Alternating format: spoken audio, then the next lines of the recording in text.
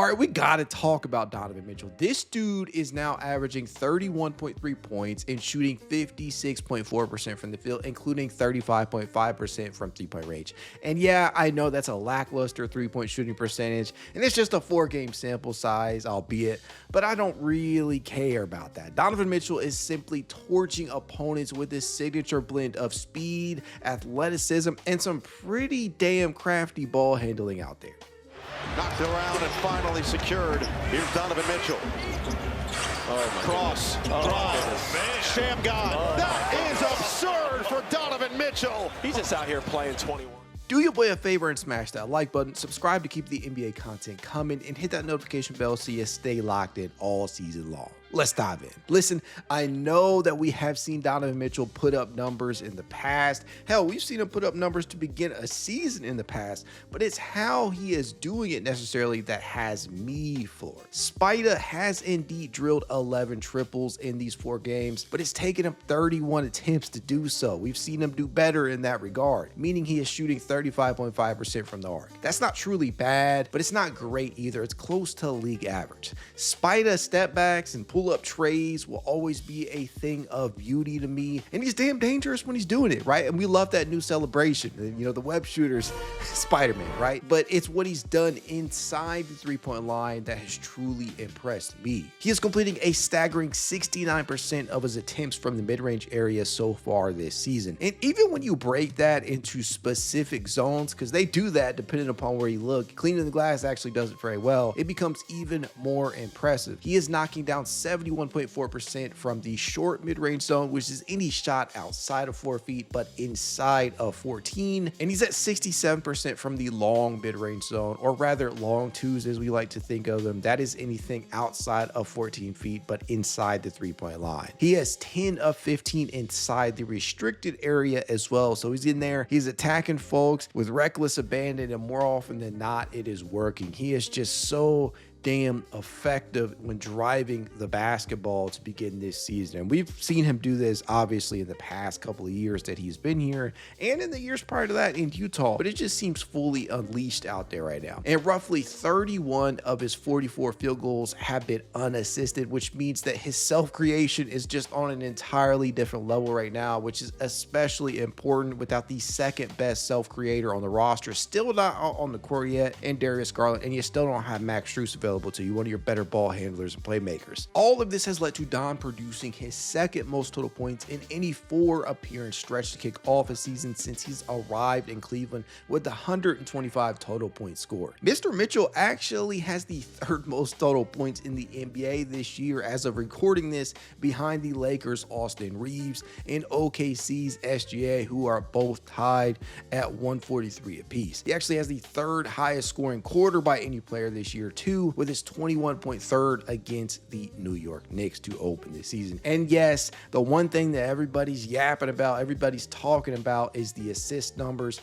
I know the assist numbers are not where you want them to be at, as he's only averaging 4 assists per game through these first 4 games, which represent a career low. And again, it's a 4-game sample size, so take that for what you will, but he's more than made up for that in my opinion by functioning as such a high-powered offensive weapon out there. A bucket getter, somebody the Cavaliers can trust when teams are clawing and scratching their way back into games. You give the ball to Donovan Mitchell, and this motherfucker is pure gold out there. He's going to make something happen. There's just so much going on every single night that you have Don out there. And he's been pretty solid defensively. You know, he's not a world beater or anything, but he has racked up 6 steals and a block through these first 4 games, and the team sports a defensive rating of 108 when he's on the court, juxtaposed to 108.8 when he's off of it. I mean, the defense is actually being slightly better when he's on the court. Now, I know we don't like to think of Donovan Mitchell as this lockdown defender, and he's not, right?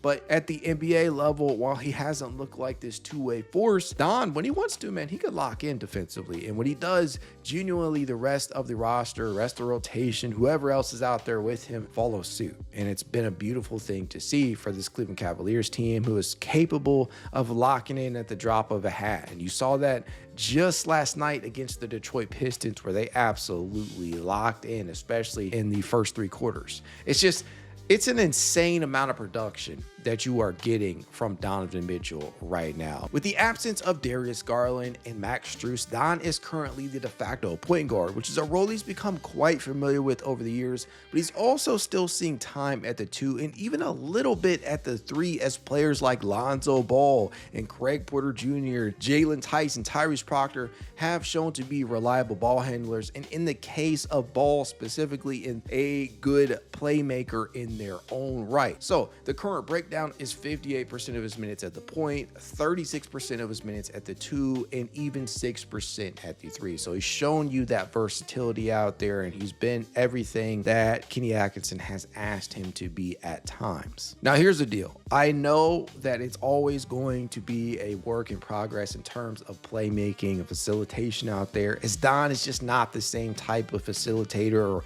offensive orchestrator that Darius Garland is, and for that matter, Lonzo Ball, as all three do different things. They get the ball to their players in different ways. Lonzo is much more transition offense, fast break kind of guy, move the ball from side to side. Donovan Mitchell is a lot of drive and kick, and Darius Garland is probing the defense, operating out of the pick and roll, right? He is somebody that I feel like can do all three of those things: transition, drive and kick, pick and roll. These are all different things that Darius Garland is capable of. But Donovan Mitchell, he is what he is as a playmaker. I think he's gotten better when playing the point, but clearly the offense just operates differently when Darius is in charge at the point. But that doesn't mean that we can just throw away the production that we've gotten from Donovan from an offensive standpoint, because this dude has just been absolutely scorching out there. He's not scorching the twine from three-point distance like Sammy Buckets, but he is making sure that the defense